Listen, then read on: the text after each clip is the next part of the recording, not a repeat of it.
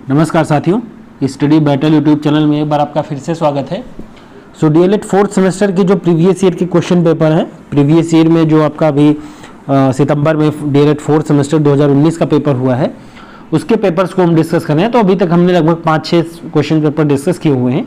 सो आज हम शांति, शिक्षा और सतत विकास का एक क्वेश्चन पेपर था, जो कि आपका सबसे लास्ट क्वेश्चन पेपर है, उसको हम डिस्कस करेंगे कि इसमें कौन कौन से क्वेश्चन आए हैं, क्या उसका सही उत्तर हो सकता है, उसको हम डिस्कस करेंगे। तो आइए वीडियो को स्टार्ट करते हैं।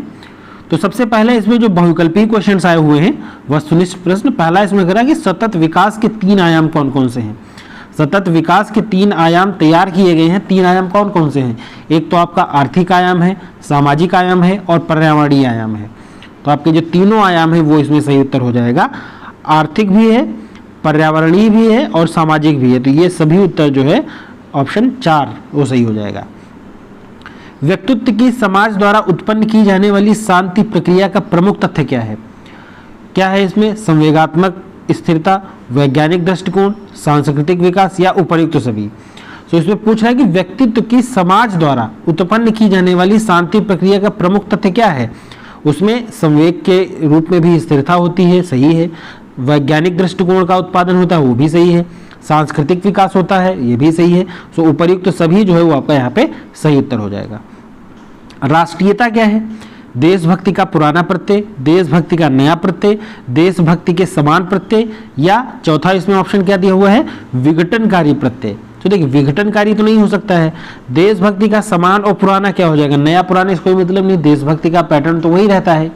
सो देशभक्ति के समान प्रत्यय। सो ऑप्शन 3 जो है वो यहाँ पे सही उत्तर हो जाएगा। अगला कह रहा है लोकतंत्र का मूल सिद्धांत कौन नहीं है, इसमें पूछ रहा है। देखिए, क्वेश्चन मैंने पहले भी जब कराए थे तब भी हमने आपको बताया था कि नहीं दिया हुआ है या है पूछ रहा है, ये आप जरूर पढ़िए। लोकतंत्र का मूल सिद्धांत नहीं है, तो कौन सा नहीं है?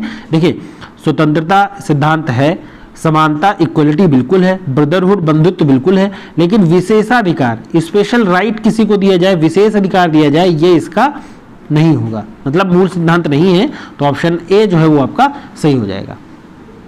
सतत विकास के लिए क्या आवश्यक है? सतत विकास के लिए क्या आवश्यक है? देखिए ऑप्शन देखिए क्या दिया हुआ है? शुद्ध एवं स्वच्छ पर्यावरण, आर्थिक स्थिरता का अभाव, संसाधनों का कम प्रयोग या असंतुलित विकास। असंतुलित विकास तो नहीं हो सकता है, ओके। संतुलित विकास हमें चाहिए, अगर सतत विकास चाहिए तो। संसाधनों का कम प्रयोग नहीं, संसाधनों का प्रयोग हम जितना जरूरत हो उतना करें, ना उससे ज्यादा करें ना उससे कम करें, ओके। सो संसाधनों का कम प्रयोग ये भी गलत है। आर्थिक स्थिरता का अभाव, आर्थिक स्थिरता का अभाव हो ये भी गलत है। लेकिन शुद्ध एवं स्वच्छ पर्यावरण, सतत विकास अगर हमें चाहिए तो अपने आसपास का जो पर्यावरण है वो हमें स्वच्छ रखना पड़ेगा और शुद्ध भी रखना पड़ेगा, ओके। तो इसमें कौन कौन से ऑप्शन सही हैं? देखिए, पहले में आपका चौथा सही है, दूसरे में आपका चौथा सही है, तीसरे में तीसरा सही है, चौथे में आपका पहला सही है और लास्ट में कौन सा सही है? पहला, ओके। तो ये आपका कूट है, आप इस कूट से मिला सकते हैं उत्तर अपने। आगे हम जो बहुविकल्पीय क्वेश्चन से हो गए, अब हम जो अतिलिखित उत्तरीय क्वेश्चन है उनके बारे में डिस्कस करेंगे। देखिए यहाँ पे सबसे पहला अतिलिखित उत्तरीय कह रहा है नैतिकता क्या है। देखिए, नैतिकता को ही हम इंग्लिश में मॉरलिटी कहते हैं। सो नैतिकता की अगर हम एक लाइन में डेफिनेशन कहें तो नैतिक नीति के अनुसार व्यवहार करना नैतिकता है, ओके।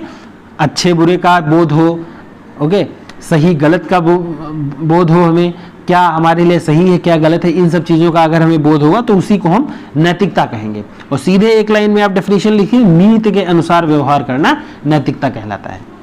अष्टांग योग किसे कहते हैं? देखिए, अष्टांग योग, देखिए कुछ महर्षि पतंजलि ने इनको योग का प्रणेता भी कहा जाता है। सो इन्होंने 8 योग बताए थे। 8 योग कौन कौन से हैं? देखिए, आपको ध्यान रखने हैं। एक तो है आपका यम, ठीक, नियम, आसन। आप याद रखिए, इस तरह का क्वेश्चन आपको फिर आएगा जब अभी बैक का पेपर होगा, जो डीएलएड फोर्थ सेकेंड सेमेस्टर के जो प्रशिक्षु पास हो जाएंगे बैक पेपर में, तो उनका 4th का एग्जाम होगा। तो इसीलिए हम वीडियो डिस्कस कर रहे हैं। यम, नियम, आसन, प्राणायाम। आप लिख के याद करेंगे तो जल्दी हो जाएगा। प्राणायाम और क्या है? प्रत्याहार, ध्यान और ध्यान हो गया, यम नियम आसन प्राणायाम प्रत्याहार ध्यान, और आपका एक हो जाएगा धारणा, ये मिस हो रहा था। तो ये आपके 8 अष्टांग योग हैं, इन्हीं को आपको लिखना था और इनका प्रतिपादन किसने किया? महर्षि पतंजलि ने। ये आपको ध्यान रखना है। हो गया, तो यही उत्तर हो जाएंगे। 8 आपके जो है अष्टांग योग हो गए, यम नियम आसन प्राणायाम प्रत्याहार ध्यान धारणा समाधि। पुरुषार्थ चतुष्ट क्या है? देखिए, पुरुषार्थ चतुष्ट का एक क्वेश्चन आया हुआ है, ये थोड़ा सा अलग क्वेश्चन है, तो इसको मैंने यहाँ पे इंक्लूड कर दिया है, आप यहाँ से पढ़ सकते हैं। देखिए, जो भारतीय कल्चर है, भारतीय संस्कृति में जीवन को सर्व प्रकारेण आनंदपूर्ण बनाने के लिए पुरुषार्थ चतुष्ट, कौन कौन से पुरुषार्थ चतुष्ट हैं? धर्म, अर्थ, काम, मोक्ष, ये आपके पुरुषार्थ चतुष्ट हैं। धर्म हो गया, अर्थ हो गया, काम हो गया, मोक्ष की उद्भावना को रखा गया है। सबसे पहले धर्म की उदाहरण, यदि धर्म को सर्वप्रथम ना रखा गया हो तो अर्थ और काम इसके पीछे भागते रहने के समाज में अव्यवस्था फैल जाती है। मानव अर्थ के पीछे भी भागता है, अर्थ मतलब धन, अर्थ का मतलब यहाँ पे धन हो गया, पीछे भागता रहता है और जीवन की अंतिम लक्ष्य मोक्ष को भूला बैठता है। मोक्ष मतलब मृत्यु। हो गया, तो पुरुषार्थ चतुष्ट कौन कौन से हो गया? धर्म हो गया, अर्थ हो गया, काम हो गया और मोक्ष हो गया, ये पुरुषार्थ चतुष्ट है। इसी बारे में आपको लिखना था केवल। देखिए, साइबर बुलिंग का यहाँ पे क्वेश्चन आया हुआ है। साइबर बुलिंग का अर्थ क्या होता है? देखिए, साइबर बुलिंग को आपने देखा होगा, इंटरनेट के माध्यम से हिंसा को फैलाना, यही साइबर बुलिंग होता है। तो इसमें क्या अर्थ होता है? किसी बच्चे या वयस्क को किसी अन्य बच्चे का वयस्क को इंटरनेट या मोबाइल का प्रयोग कर प्रताड़ित करना, मानसिक रूप से प्रताड़ित करना, परेशान करना, ये साइबर बुलिंग का अर्थ होता है। और इसमें अर्थ, इसका प्रभाव सबसे ज़्यादा बच्चों पे पड़ता है, इसका बाल मस्तिष्क पर गहरा प्रभाव पड़ता है। यह उन्हें नकारात्मक बना देता है, उनकी जो सोच होता है उनको निगेटिव बना देता है। ओके, तो यही साइबर बुलिंग होता है। तनाव प्रबंधन कौशल का क्या अभिप्राय है? तनाव प्रबंधन का मतलब होता है टेंशन मैनेजमेंट। जो तनाव है उसका प्रबंधन करना, उसके लिए जो कौशल जरूरी होता है उसको हम तनाव प्रबंधन कौशल कहते हैं। ओके, राष्ट्रीय एकता की आवश्यकता क्यों है? राष्ट्रीय एकता की क्या आवश्यकता है? अब देखिए, राष्ट्रीय एकता मतलब आप देखिए अपने, क्योंकि भारत जैसे देश में अगर हम बात करें तो कई तरह के धर्म के लोग रहते हैं, हिंदू हैं, मुस्लिम हैं, सिख हैं, ईसाई हैं।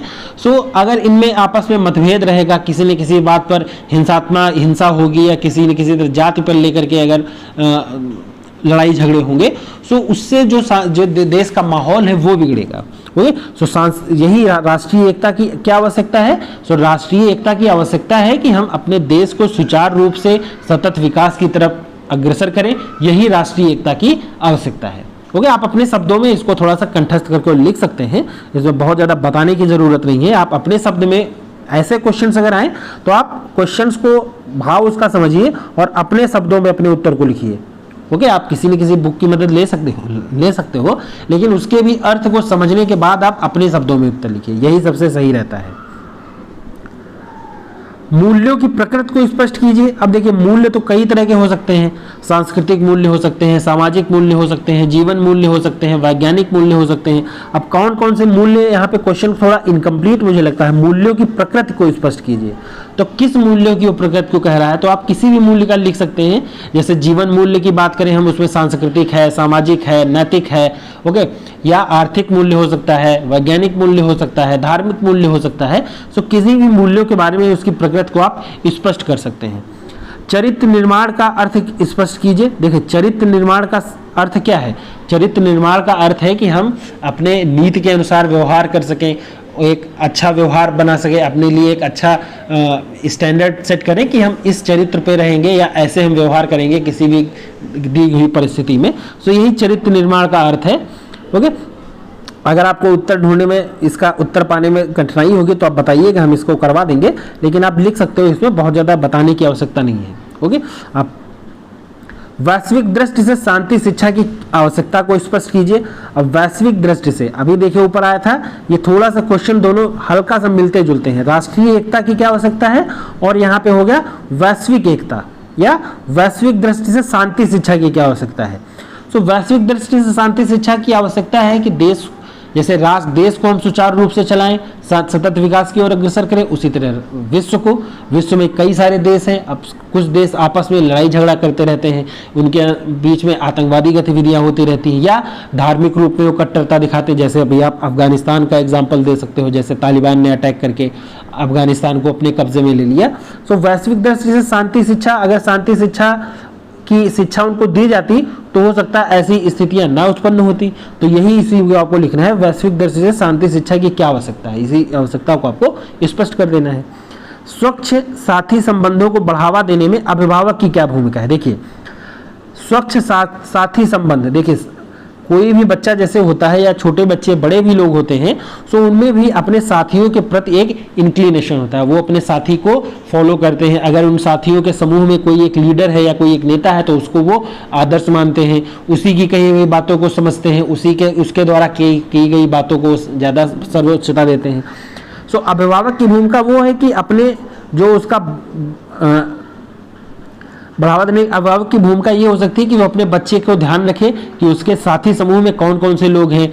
वो चुपचाप मतलब चुपके से उनका मोबाइल देख सकता है, मोबाइल को चेक करके देख सकता है कि कौन कौन से लोगों से वो बात करता है, क्या क्या बात करता है, ओके, कहाँ कहाँ जाता है, उसके बारे में पता कर सकता है। और उसकी भूमिका क्या हो सकती है कि वो अपने बच्चे के जो साथी समूह हैं उनके बारे में ये भी डेटा रखे कि कौन बच्चा किस तरह का है। अगर उनको लगता है कि कोई उनका बच्चा किसी साथी समूह के किसी बच्चे से बुरी तरह प्रभावित है, नकारात्मक रूप से वो उससे प्रभावित हो रहा है, तो उसके कारणों को जाने, उसके कारणों को जानकर उनका शांतिपूर्वक हल निकाले। तो यही सब आपको लिखना है शांति शिक्षा में।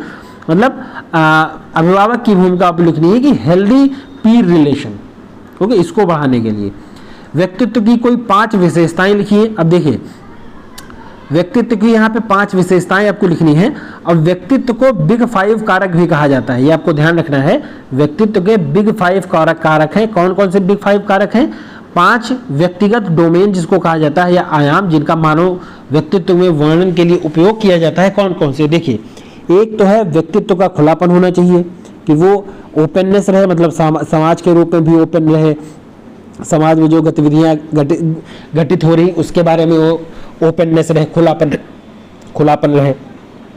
कर्तव्यनिष्ठता, अपने कर्तव्यों के प्रति वो कर्तव्यनिष्ठ रहे, ये आपको लिख लेना है। बहिर्मुखता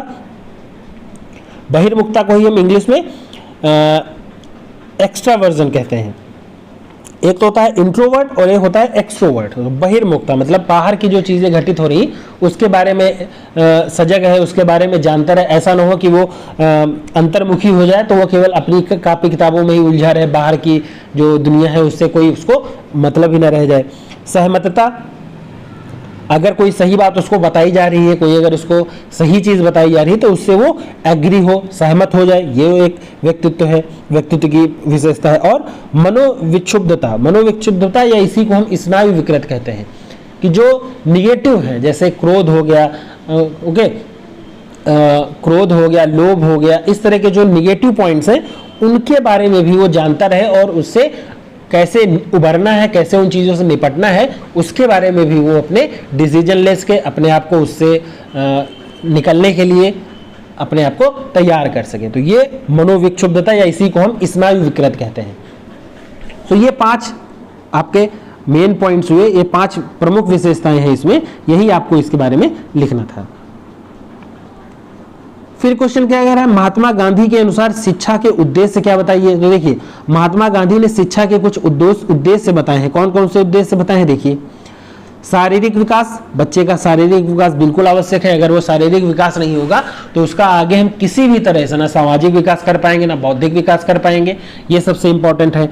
मानसिक विकास एवं बौद्धिक विकास भी होना चाहिए। अगर वो मानसिक और बुद्धि के रूप में संगठित नहीं होगा, मानसिक और उसका बौद्धिक विकास नहीं होगा, तो वो किसी भी वस्तु को, किसी भी चीज़ को समझ नहीं पाएगा अच्छे से, उसका ना अर्थ ग्रहण कर पाएगा, ना वो शिक्षा को अच्छी तरह से ग्रहण कर पाएगा। व्यक्तिगत एवं सामाजिक विकास भी उसका होना चाहिए। अपने व्यक्तित्व मतलब अगर व्यक्तिगत उसका विकास नहीं होगा तो वो अपने आप भी डिसीजन नहीं ले पाएगा, किसी भी परिस्थिति को अपने हिसाब से हैंडल नहीं कर पाएगा, उसमें किसी निर्णय पे नहीं पहुंच पाएगा, अपनी क्षमता के अनुरूप प्रदर्शन नहीं कर पाएगा।